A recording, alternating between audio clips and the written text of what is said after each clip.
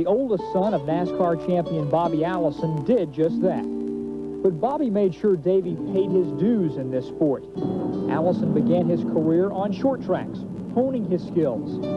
As part of his learning process, Davey drove several Busch Grand National races with the Bristol-based Ed Whitaker team. He started driving for us in '86. That's probably the first Busch car that he had driven. I can remember one time him saying, one of these days, somebody's going to go up to my dad and say, "Are you Davey Allison's dad?" And he did that. Davey entered Winston Cup racing in 1987 with a bang, earning Rookie of the Year honors and winning 2 races.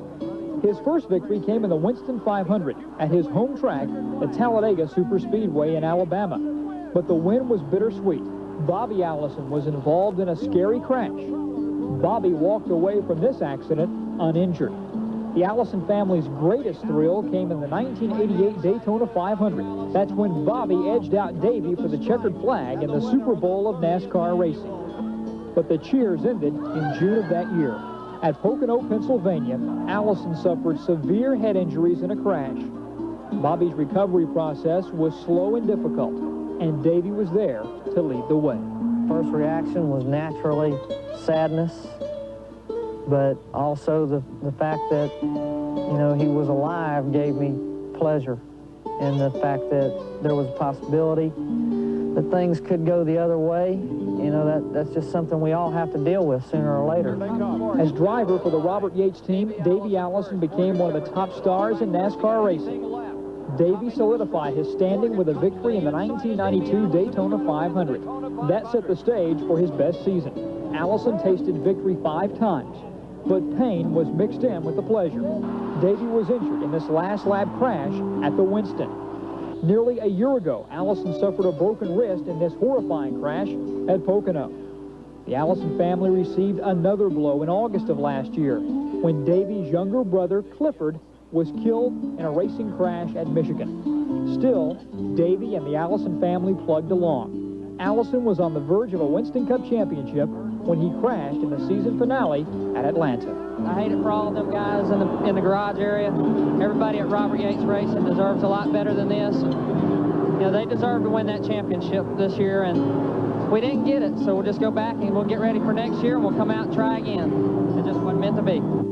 Off the track, Davey was among the most popular drivers. He was always accessible to the fans and the media. As a father of 2 small children, Davey thought of himself as a role model to young people.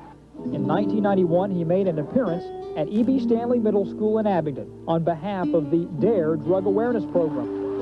Allison thought 1993 would be his championship season. He won the Miller 400 at Richmond back in March. After a slow start, Davey and his team were coming on, but that ended with Monday's helicopter crash at Talladega. The NASCAR community was just beginning to come to grips with the death of Winston Cup champion Alan Kulwicki.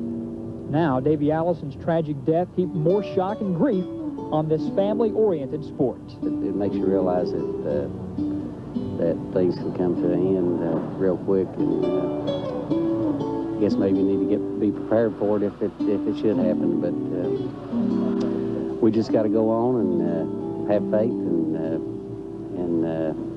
hopefully learn something from this, and hopefully that'll make us stronger. The whole Allison family has been long-time friends of mine. They've run for me since Donnie and all of them run for me back in 1961 on, and never been nothing but a gentleman. They always try to help you with the press, help you with everything, and it's deeply saddened day to see these tragedies happen to the Allison family. In 9 seasons, Davey Allison won 19 races and nearly $7 million. Records may not show it, but he will be remembered as a champion.